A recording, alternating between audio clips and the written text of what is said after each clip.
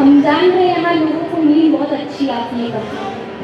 सबसे बड़ी समस्या भी है, अब इसको क्या कहा जाए, कुछ भी कह सकते हैं, नींद बहुत आती है कथा में। अब यहाँ से कोई उठ के बाहर जाएगा ना, कोई पूछ लिया कथा कैसी थी, अरे बहुत अच्छी थी महाराज, बहुत अच्छी कथा हुई, हमें तो सब समझ में आया, कितनी अच्छी कथा। एक बार ऐसे ही कुछ हुआ था, पंडाल में दो व्यक्ति थे, एक सो रहे थे, एक बैठे थे उनके बगल में।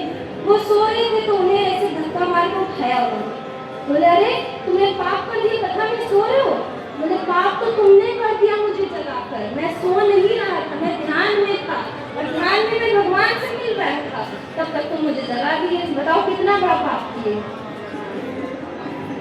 इसीलिए कथा में सोना नहीं चाहिए, पहले कथा सुनिए। नहीं, एक तरफ से सोना भी अच्छी बात होती है, कथा में अब कुछ कहेंगे नहीं।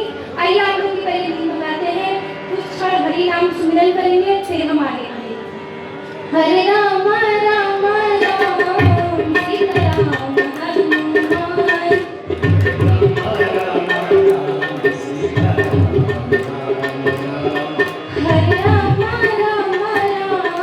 सीता राम हनुमान, हरे राम राम सीता राम हनुमान,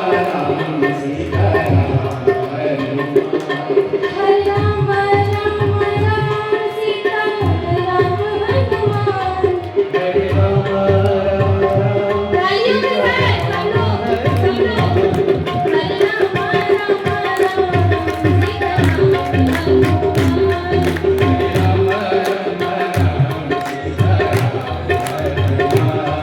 हरे राम सीता राम हनुमान।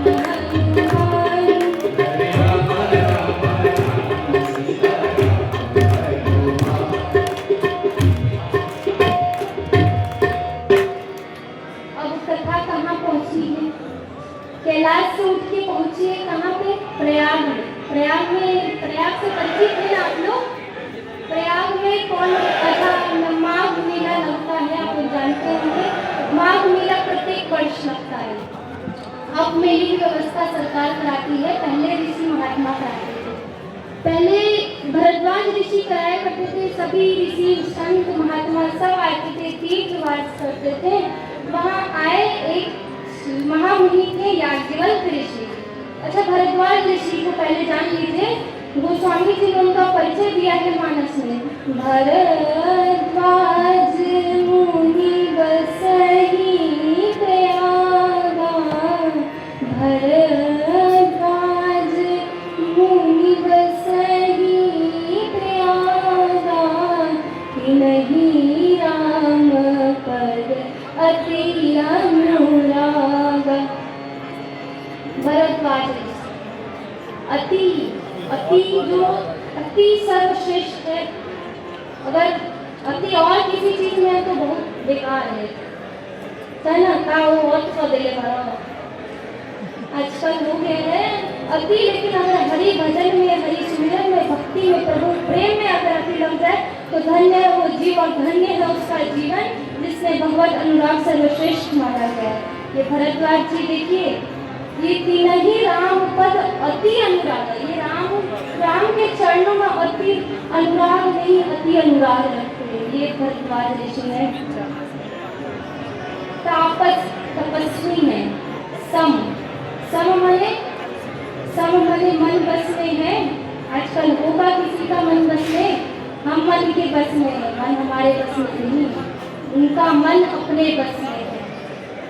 भरद्वाज ऋषि तो है।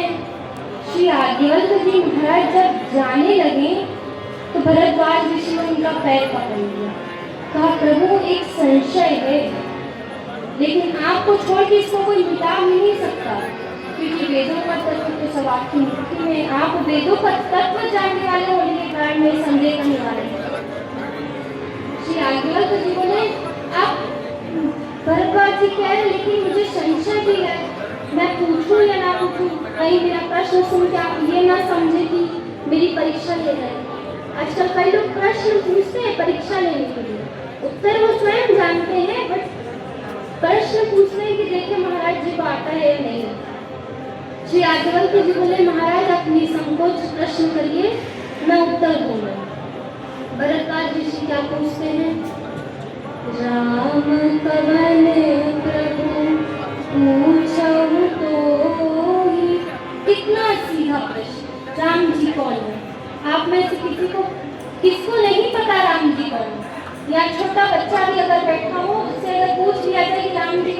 बताएगा उसके। भरद्वाज ऋषि तो इतने बड़े महात्मा है, क्या उन्हें नहीं पता होगा कि राम जी कौन है? श्री याज्ञवल्क्य जी बोले, महाराज आपकी चतुराई को मैं समझ गया, आप राम कथा सुनने के चक्कर में इसलिए आप मुझसे पूछ रहे हैं। याज्ञवल्क्य जी मुस्कुराए, अच्छा देखिए, हीरा बेचने वाला हीरा टोकरी में लेके नहीं बचता है, उसको पहले संभाल के छुपा के रखता है, देखता है लेने वाला अधिकारी है, ढंग का है कि नहीं है, जो बाकी।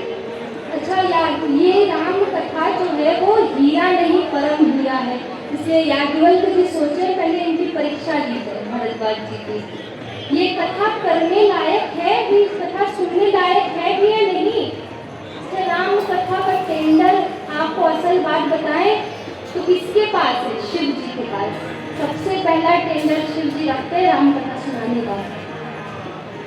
तो अब याज्ञवल्क्य ऋषि कथा को लेकर कहाँ गए? त्रेतायुग में। त्रेतायुग में उस समय गोस्वामी जी ने लिखा है, एक बार त्रेता युग